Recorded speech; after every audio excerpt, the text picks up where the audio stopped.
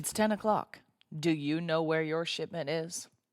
Actually, you probably can find that information out relatively quickly most of the time, right?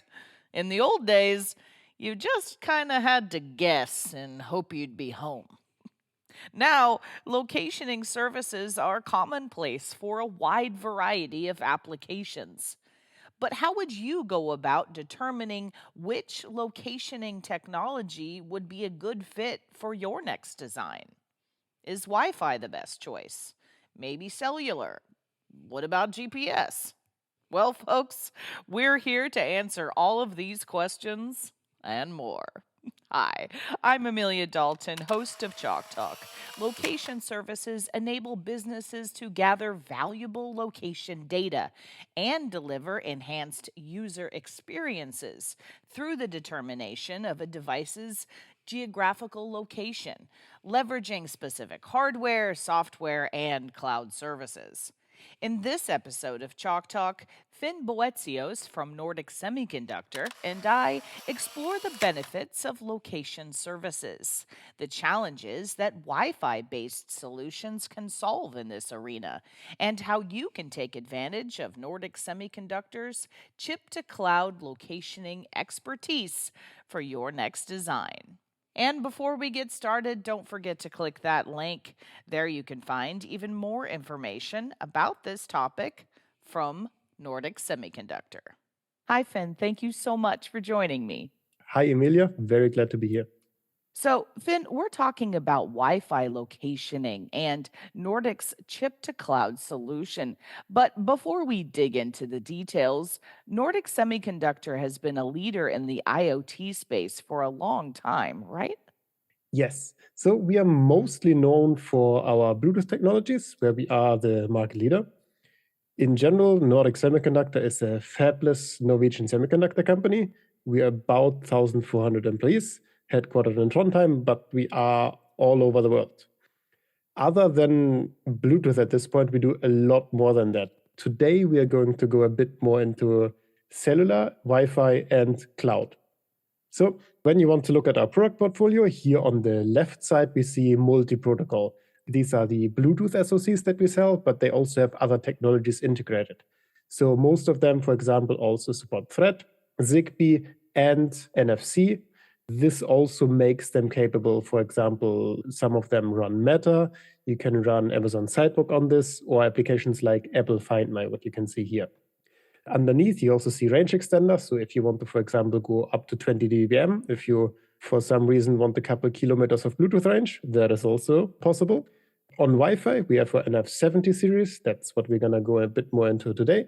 Those are Wi-Fi companion ICs. So these will sit next to these 52, 53, or 54 series SoCs that I just mentioned, or next to a 91 series SoC. That's what we have on the right here. These are our Wi-Fi cellular SIPs. It's basically a microcontroller with a cellular modem. And for everything that we do, our focus is always on very low power wireless, which is why we also have power management to have even more control over the overall power consumption. And then with all of that, obviously, you get the software and the tools and the stacks and the operating system, anything you need to make an application work. At this point, we actually have more engineers working on software than we have on hardware, even though we are a hardware company. Okay, so Finn, let's talk about locationing. What exactly is it? This is a bit of a debate. Some people distinguish between locationing or positioning, but in general, what we talk about is location service is anything that enables the determination of a device's geographical location. So you can pinpoint something on the map. So I personally distinguish between locationing as something that is on a map, basically, and positioning would be within a constrained space. So let's say you have a warehouse and want to know where exactly something is in that warehouse. Today, we are talking about geographical location, so a location on a map. These are very useful and valuable because it enables a business to gather valuable information. For example, if you're loaning out a car, you want to know where that car is. If you're sending a package or a container, you want to know where that is in the world, in which country, on which road at the moment. So that's the kind of location we talk about here today. So, Finn, explain to me, why is there a need for location services?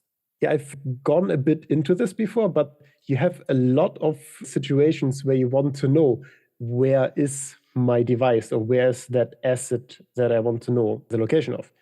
So, yeah, you want that information, and you have this in several places. As I mentioned, you could maybe want to know the location of a car for car sharing.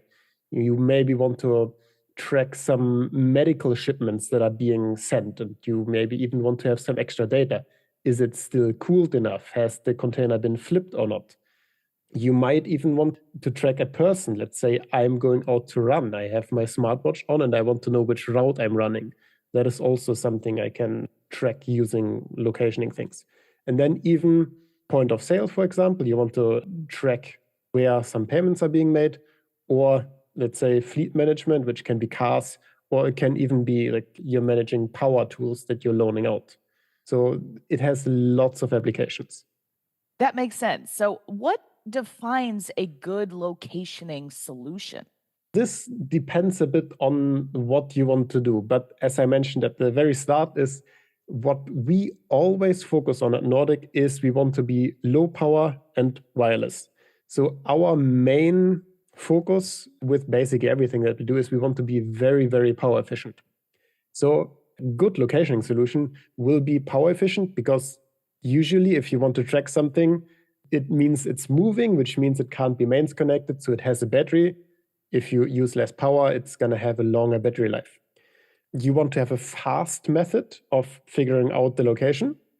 Fast not only because it is fast, but also the faster you are, the less you have to use the actual IC and you can save power again. And there's some limitation in any technology that you use for tracking. So it can be beneficial to even be able to switch between technologies that you can use for determining the location. You need a reliable cloud interface to use that location data because oftentimes you don't necessarily want to use it in the device itself. You want to know the device's location at a different point. So if I'm tracking shipments, I don't need the shipments to know where they are. I need to know myself where the shipments are. And it needs to be reliable. So a tracking application that works 80% of the time doesn't help me much if the 20% is what I'm actually interested in. All right. So, Finn, you mentioned different technologies. So, what kinds of technologies are we talking about today? Yes, so today I want to talk more about what we see on the left, so long range applications. This usually means GNSS or wide area networks. So this is satellites like GNSS, GPS, or cellular IoT. You also have other options, which we, by the way, also support. Just not gonna talk too much about it. You can have very short range applications, for example, to just get a position of a device relative to another one. You can actually use a normal Bluetooth connection to figure out how far two devices are away from one another. Or you can have an application like, for example, what Tile does, or the Google Find My or Apple Find My device, I think it's called. What they're using is basically they're using Android or iPhone phones to find devices. So a distributed network using phones in combination with basically trackers. That is also super interesting. We can also help you with that if you're interested. But what we're talking about today is long range, as in cellular based and satellite based. So, we're talking about long range locationing with satellites and base stations. So, how does that fit in with today's topic? You talked about wanting to talk about Wi Fi. Yes, and this is actually quite interesting because when you talk about Wi-Fi locationing, you're not actually using the Wi-Fi for data. You're using the Wi-Fi basically as a marker on a map. So what you can do, and this is, by the way, how your phone most of the time figures out where you are. You can look at nearby Wi-Fi networks. You get the SSID, that's basically the name of the Wi-Fi network, and you get the information, basically all the Wi-Fi networks that are nearby. You send that information to the cloud, and based on a database that you have in the cloud, you can then actually very accurately figure out where that device is. And this has several really nice points. The main point is it is a lot more power efficient than GPS. It is not as accurate. So this one goes up to like 20 to 30 meters, like normal Wi-Fi range. But it also tends to be very good, especially in the cases where you don't have a GPS signal. So right now, I'm recording this session with you, and I'm sitting inside in a building. By the nature of how GPS works, it's a satellite signal. It's not going to arrive in the spot that I'm sitting in right now. So if I look at my phone, the location that actually shows up is based on nearby Wi-Fi networks here. So if you have a GPS application, in all of those cases where GPS really struggles, which is in high-rise areas with big buildings around or inside of buildings, that is exactly where you tend to have Wi-Fi networks nearby. So they're really well complementing each other. And then the third thing that also plays into this, I mentioned cellular. This is what you can use for the actual connection to the cloud. So I would use a cellular connection to the nearest cell phone tower, use that to send data to the cloud, and then figure out my location based on that. And the most power efficient way is actually using the cell tower itself, but that is like 1 to 2 kilometers of range. That makes sense. Now, Finn, what specific challenges is Wi Fi looking to solve here? So some of the challenges is you basically have an asset that is constantly moving, and you can't really set up an infrastructure that is everywhere that your device is going to travel to. Let's say you're tracking like a container in the middle of the sea, you will not be able to do anything. Or if you're traveling along a long country road, it wouldn't be feasible to set up your own network, which is why we really want to use something that is already existing that we can use for data communication, which in this case would be cellular. But also we want to use something that is a marker that we can use to figure out the device's location where we can't have GPS signals. And happily enough, or like luckily enough for us, Wi-Fi networks are basically everywhere where people are. And we can very easily use that to determine someone's location or a device's location in this case. So, Finn, how accurate is it to use Wi Fi when compared to cellular and GPS? Yeah, so here we actually have a test drive that we did. This is two images of the same place. I think this is in Tampere, which is where one of our offices is in Finland. And here you can see the green line is GNSS. So this is the GPS signal that we got. So this is basically the spot on accurate location. And we're comparing it to the location we get based on cell-based locationing and based on Wi-Fi locationing. Everything that is blue is the estimated location of the device just by looking at nearby cell phone towers. So you see which cell phone towers are nearby and use that to figure out the device's location. This is very power efficient, but not too accurate, which you can see on the map. It is good enough to see if a device is still moving, if it's on the way, or if you're on a big country road, you don't need to know exactly where the device is, plus minus a couple of 100 meters is perfectly fine. But if you're in a city and you want to know where, in which house, in which neighborhood is my device, then you want to use something more accurate. And here we can actually see the Wi-Fi location actually follows very closely the GNSS location. So it is fairly accurate and usable in most cases. The only case where it kind of goes a bit more off is down here, where you can see it at the bottom of this picture, which is where you see there's less houses around, so Wi-Fi gets a bit less accurate. So, Finn, what you're describing indicates that we need to do some computing in the cloud. Now, is this something that Nordic offers? And can you give us a bit of an overview of how cellular, Wi Fi, and cloud work together? Yes. So the computing in the cloud, in our case, we are using our own cloud for that, NF Cloud, but you're free to not use that if you don't want to. You also can connect, or a customer can connect their own cloud to our cloud services. So all of that is possible. But what you see here is actually a nice overview of the different technologies working together. Here we split them up between power consumption. So on the left, we have the lowest possible power consumption. And the more to the right we go, the higher the power consumption goes. And the further up you go, the more accurate locationing technology becomes. So if we look at the bottom left, which is least accurate, but also least power hungry, is cell-based locationing. So this means I look at which cell phone tower is nearby and use that to determine the location of my device. This is accurate to about a kilometer or two. But if I have more than one cell phone tower around, then I can get accurate to a couple hundred meters, which is a lot better. But I'm still relatively low on power consumption. If I want to be a bit more accurate and I have Wi-Fi networks around, I can look at nearby Wi-Fi networks, scan for those, send that to the cloud via the cell connection. So in all of the cases, I will need the cell connection, but that you usually have everywhere, or most places. So if you have Wi-Fi around, you can use that information, and then you will actually get something relatively accurate. Here I have 5 to 15 meters. Sometimes it's a bit more than that. It depends on how many Wi-Fi networks are nearby, but usually expect it to be better than 30 meters. And then if you need the very exact location, you will need something that is GPS. Here we have the unassisted GPS all the way to the right and the top, but you can even improve this a bit with extra help from some cloud data. So you can have assisted or predictive GPS, which gives you a very similar accuracy just by getting some predicting and assisting data from the cloud. And you can go down a lot in power consumption and get faster time to first fixes, what we call it, from when you try to figure out where you are to actually getting your location. But if you take all of this together, you have a really nice solution that is very good at controlling its own power consumption, because you will always need to have a connection to the cell phone tower. So that you do first.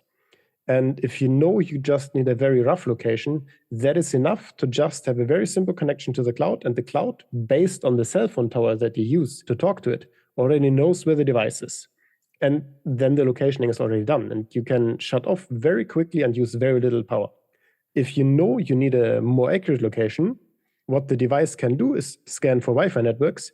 If Wi-Fi networks are nearby, and this can also be done in very, very low power, you send that Wi-Fi data to the cloud. And if you know there's no Wi-Fi networks around, you can immediately on the device start using the GPS.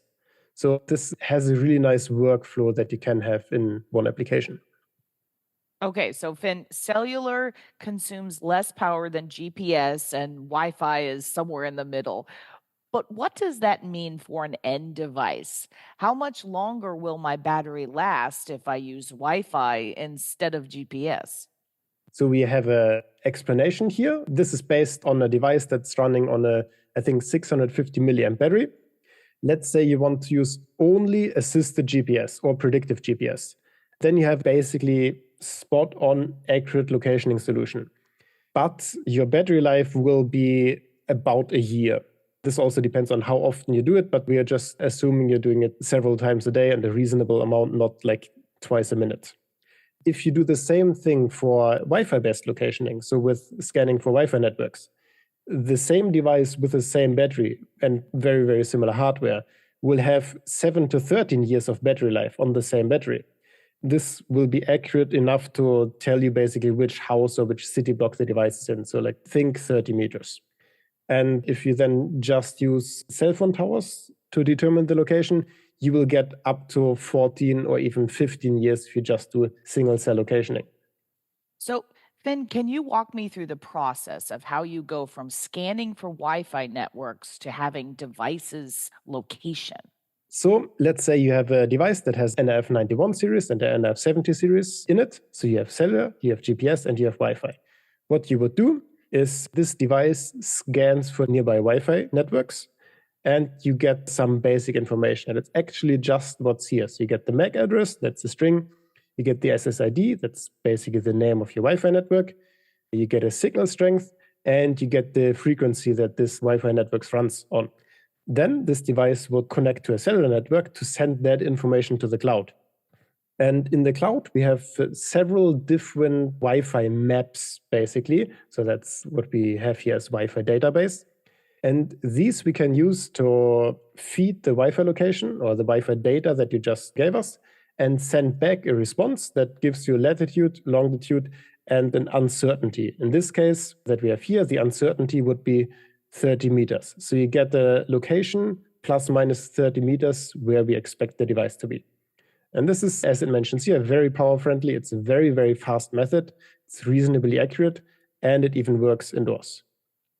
So, Finn, does a customer then have to switch over to NRF cloud if they want to use their solution? They can if they want to. In a lot of the cases, the customer really wants to because a lot of them have somewhat working cloud solution, but we don't need the customer to do that. So you can either directly use NF Cloud, but we also have normal interfaces. So you can use the NF Cloud REST API to connect the customer's cloud to our cloud. So this is completely free for the customer to use. They can also use our hardware, not use NF Cloud at all. But we are extremely cost competitive when it comes to the cloud services that we provide.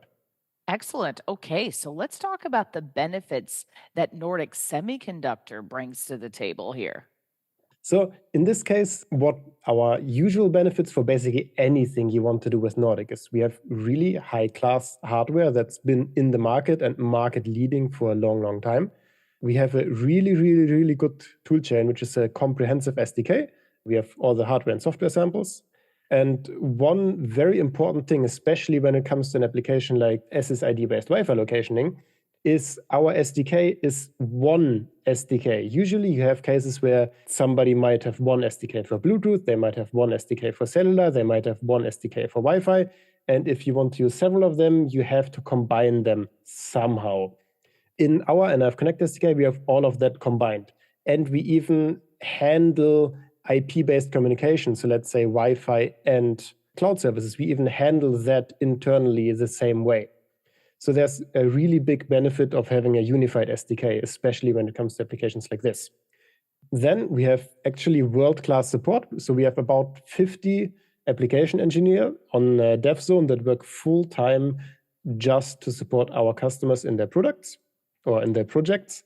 And what I can very highly recommend, we have this Nordic Developer Academy where we have in-depth self-paced courses where you can learn how to use our tools and how to use our hardware and software. And this is completely free and always up to date and made by engineers for engineers. Can highly recommend that one.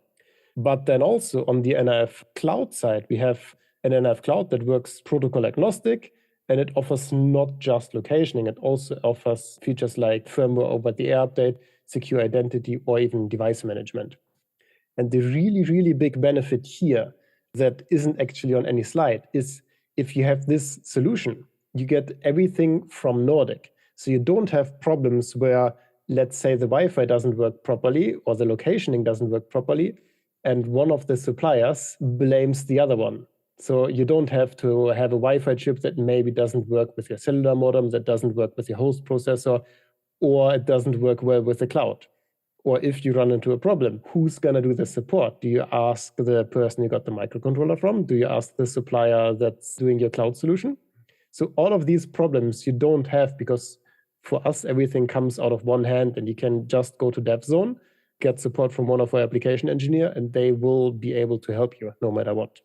Fantastic. Okay, so Finn, can we take a closer look at the hardware as well? What kind of components are we talking about? So the heart of all of this is the 91 series. So you can think of this, I know there's a lot on this slide, but the easy way to think about this is an ARM Cortex M33 with an integrated cellular modem and also GNSS. So basically you have a microcontroller that can run your host application. It can also be a modem and receive GNSS signals. And all of this on market-leading low power. And we use LTM and NB-IoT for this. And when it comes to the Wi-Fi side, this is a companion IC. So our NRF70 series is a series of companion ICs. So the host would still run on the 91 series in our case. So these you basically put next to your microcontroller or SIP. These are dual band capable, so you can scan on 2.4 and 5 gigahertz. As with everything we do, we really focus on low power. Advanced coexistence, not just with Bluetooth, also with other protocols. Supporting the same SDK as everything else that we do, as I mentioned before. And it is even Wi-Fi 6 certified. Fantastic. Now, what kind of options do we have for Wi Fi? Here, I have three options, but if we're actually talking about SSID-based Wi-Fi locationing, we actually mostly only care about one of those. So I will go through them anyway. So the NF7002 is a dual band Wi-Fi 6 companion IC. And this is very low power Wi-Fi 6, 2.4 and 5 gigahertz. We also have a single band variant of this that is a bit cheaper, but only does 2.4 gigahertz. But, and this is the special thing, we also made a scan-only variant. This is the NF7000. And we made this specifically for this one use case, only for SSID-based Wi-Fi scanning. So yes, we actually made a Wi-Fi IC that does not send any data. Well, it can prompt responses from Wi-Fi networks, but it's not made for sending data. So it's just active and passive scanning on both 2.4 and 5 gigahertz bands. Okay, so what development tools do you guys offer for someone testing your locationing solution? Yeah, so we have different development kits that I can recommend, or development boards. If you just want to check out Wi-Fi first, I recommend the NF7002DK. That is one of our multi-protocol SoCs. That's the 53 series. This one does Bluetooth, Thread, NFC, Zigbee, and the host processor next to our NF7002. The important thing is on all of these development kits, we always have the NF7002 because you can use that to emulate the NF7001 and the NF7000. So even though it's called the NF7002DK, it works for all of the NF70 series devices. But if you want to do something else than just run it with a Bluetooth SoC, we also have the expansion board. That's this small board here in the middle. That is used to work together with our prototyping platform, the Thingy 53. But the really interesting thing for us, and this also comes up on the next slide again, is the NF7002 evaluation kit.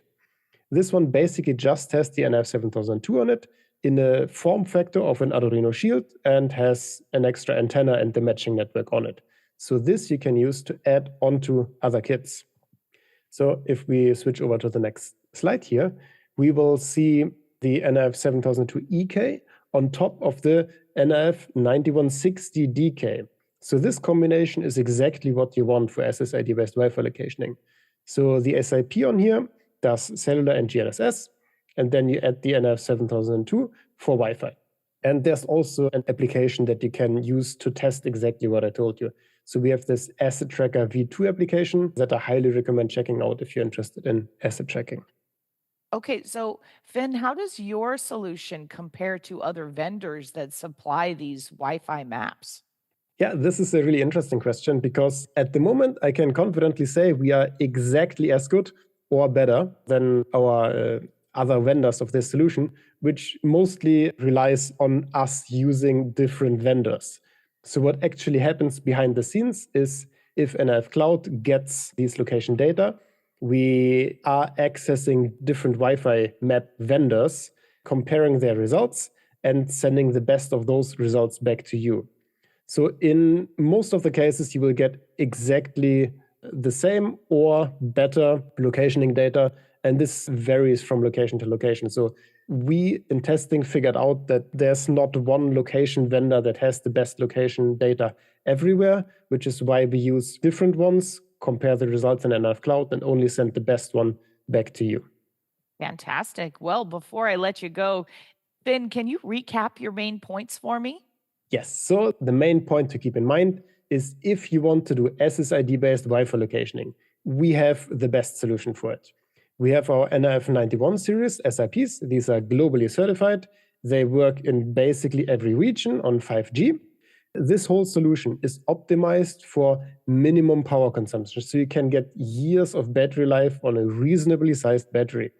And the very important thing, one-stop shop. So there's no finger pointing between different support channels. If you need help with this solution, you can get all the hardware, all the software, and the cloud service just from Nordic Semiconductor. And if you've ever worked on a project with us, you probably know the quality of our tech support. So I guess most of our customers are very happy with this way. So that's also the single support channel.